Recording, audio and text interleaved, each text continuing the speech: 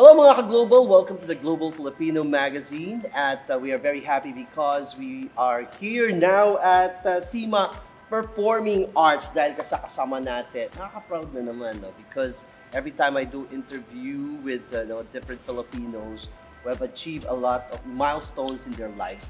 Ito isa na naman to at ang issue dito napakabata niya. Kasama natin contemporary dance and hip-hop instructor dito sa Sima.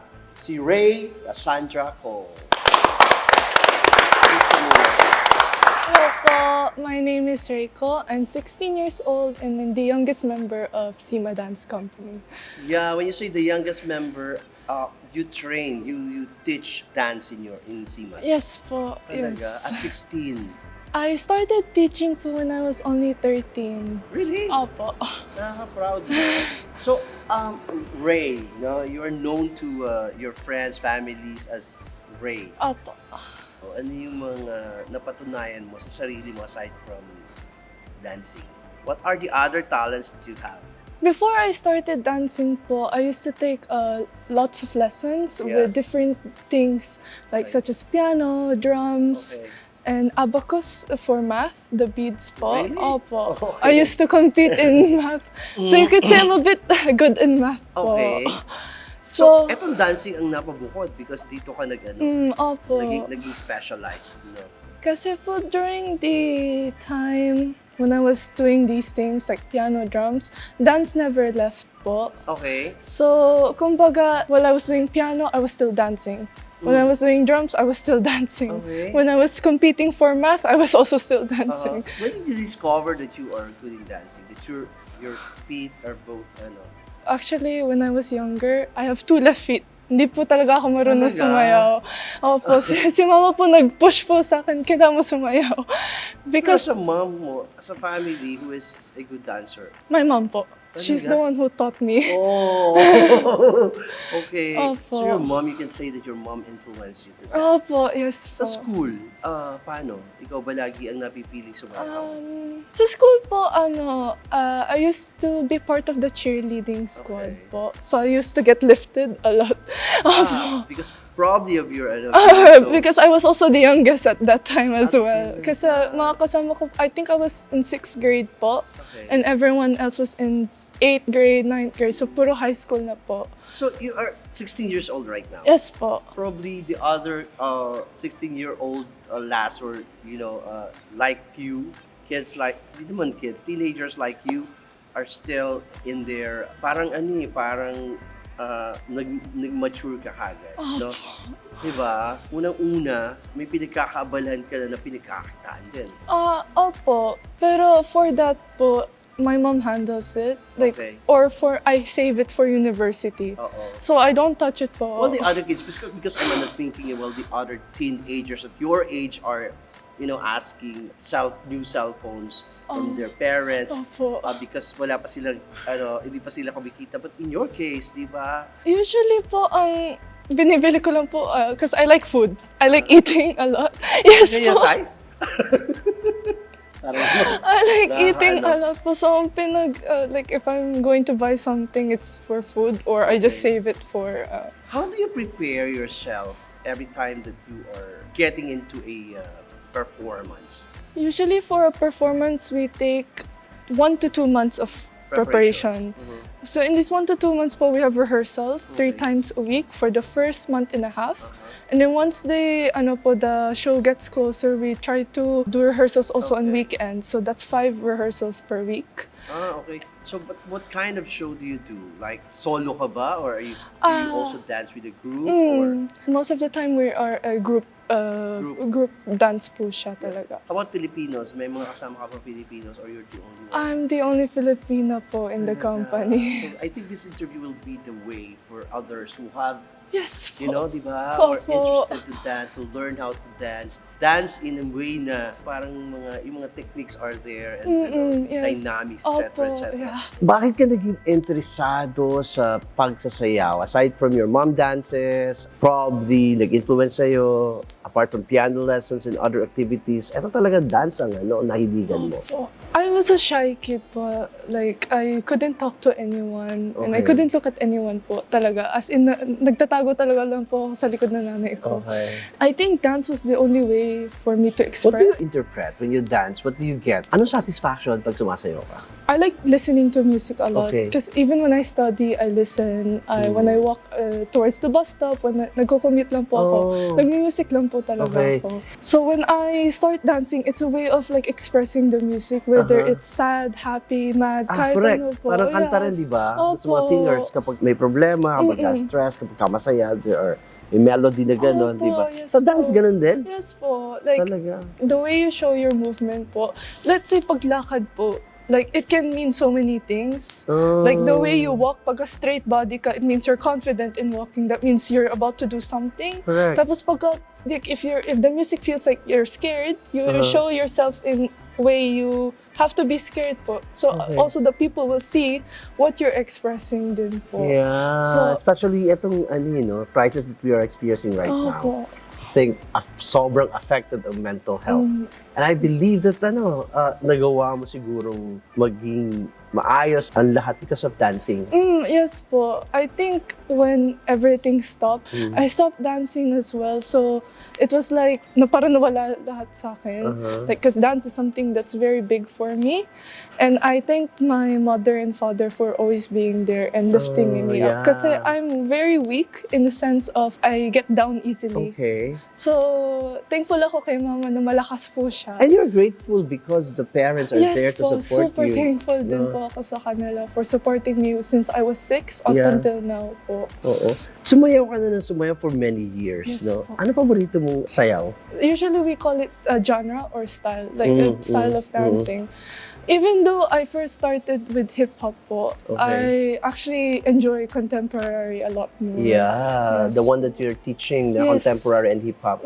Why did you choose this genre apart from the other? Ano ba bang mga genre ang meron tayo? I learned ballet. It's what do you call this? Iba naman pa rin ng ballet, no? Opo, very different. Pero it's like a mandatory to do it because it's like a training po. Even though I'm not professionally a ballerina, pero like it's like working out.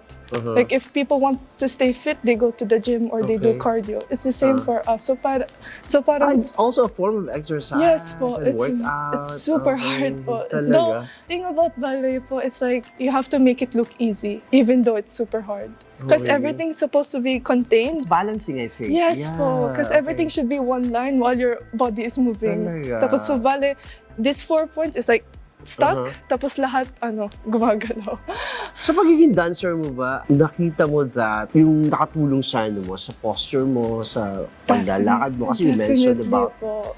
ballet as a, parang... Yes po. Kasi actually when I used to walk, my knees used to be in. Okay. And in ballet or in contemporary in general, we have to be aligned. Oh, Everything really? has to be aligned. So, and also my back, as you mentioned, posture was, I was always like this. Okay. So, bale, lahat po parang naayos po talaga Naayos. sa akin na po. How do you discipline yourself? How did you learn the proper way nung na-achieve mo dito being a dancer? It took years to understand. Kasi it's not something po it's not something you do overnight. Kaya nga, It took really, kasi the way you walk since you were a kid until, let's say, when I'm here right now, parang iba eh. So if you're like, for me, if I did contemporary for the first time, you have to learn how to walk again. Because you have to fix everything po. Correct. You have to align everything. Kasi I was trying to define it and compare it with the people right now who believe that they know how to dance and they just resort to YouTube for the steps.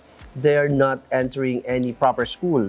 Opo. So ano sa palagay mo yung difference that someone will get if they will take a proper lesson? Actually po, I started with YouTube din po. Okay. And then up until I was like 8, then I started taking classes face to face. So everything before that was always YouTube.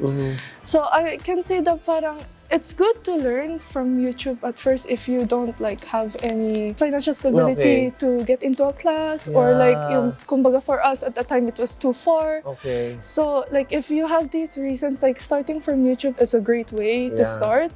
But face-to-face classes is so different kasi they will actually tell you what's wrong and what's right. That's right. Kasi even though dance, there's no wrong or right, but there are some things that can maybe improve your well-being po. Yes po.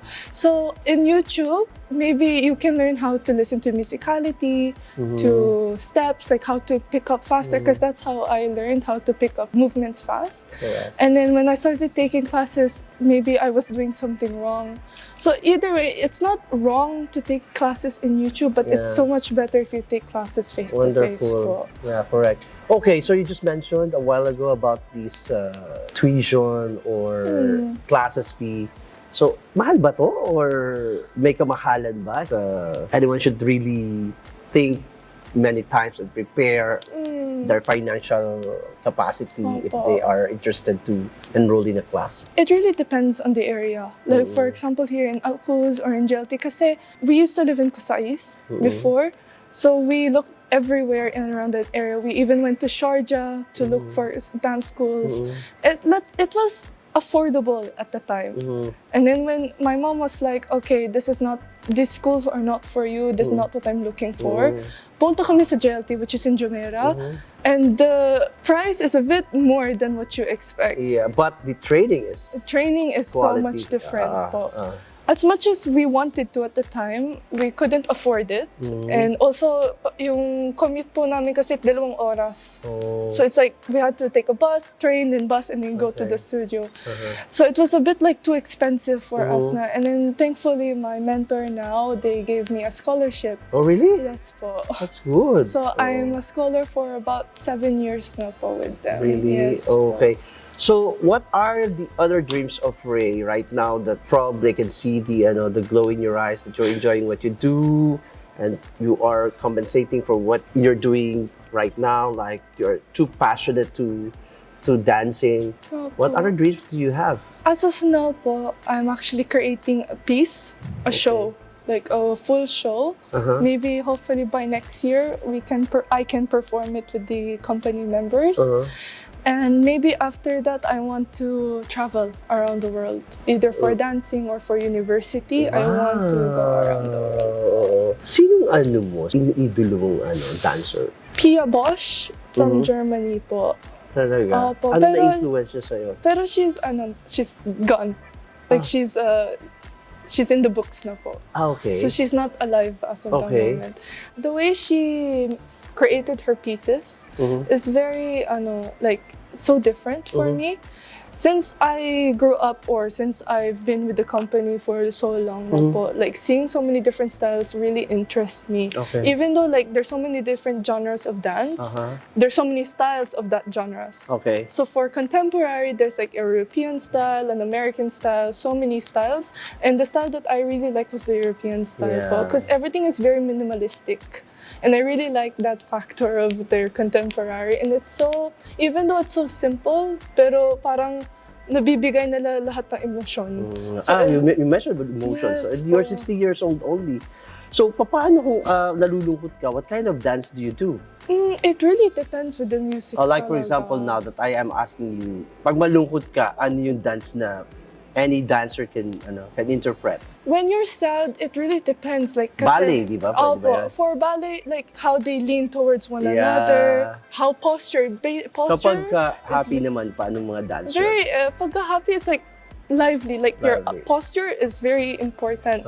So if you're sad, you usually crouch or you usually curve. Pagka happy ka, you usually straighten up. You're very like hopeful ba. So this and like the facial expression, I believe, is also connected. Should be connected with the body 100% language. po. Like kasi it's very visual. So what we always say, in I don't know, in acting as well, your body should always be facing forward, never behind, because you're cutting off the connection with the audience. So if your face, if it's hidden, it's also cut. So if I say the camera right now and I'm talking, you can't see what I'm saying and you cannot connect with me po. Very good. So with your eye contact with the audience and your facial expression and your present, it's so much more better and they can feel what you're feeling po. Yes, okay. Nakakatuwa, no? Because we learn a lot of things. Akala natin basic dancing, but deep inside, ang dami palang pinaghuhugutan, pinagdadaanan. Anyway, maraming salamat. We will give you the chance to educate other people at your age, like anyone who is inclined in dancing, to encourage them to dance and never stop dancing, and to go on the proper path, like you, like what you have traveled to. Ito ng journey mo, di ba? What I can say is there's two things that I believe in. I know it sounds cheesy and it's very common words, which is practice makes perfect and don't give up. Kahit na simple lang yung sentence, yung quote, it's something that I stand by on. It's something that I usually think about whenever I'm feeling down or whenever I'm hitting a wall. So it's like, don't give up, practice makes perfect, practice makes perfect. Those two things are the words that I really love and that I really repeat on a day-to-day basis. And another thing is, when you want to do something, please do it. You have to live your life to the fullest, and you have to live your life with no regrets. That's something that I'm still learning as of now, because my mom reminds me that you should live your life to the fullest, no regrets, all the time. And I hope that will always retain in my head and in everyone's heart and brain. Thank you very much. It's very well said. Maraming salamat sa lahat ng mga nakasama natin ngayong araw na to. And I believe that napaka-talented talaga ng mga Filipinos. And one of these days, ang sarap ma-encounter nyo si Rei along the way, pag nag-cross ang path nyo. At ang mundong lahat ay sumasayaw sa tugtog, diba? That's one of the best things that we should remember. Dapat yung mga problema natin, yung nangyayari sa mundo, sayawan lang natin. Bye everyone, God bless, and stay safe.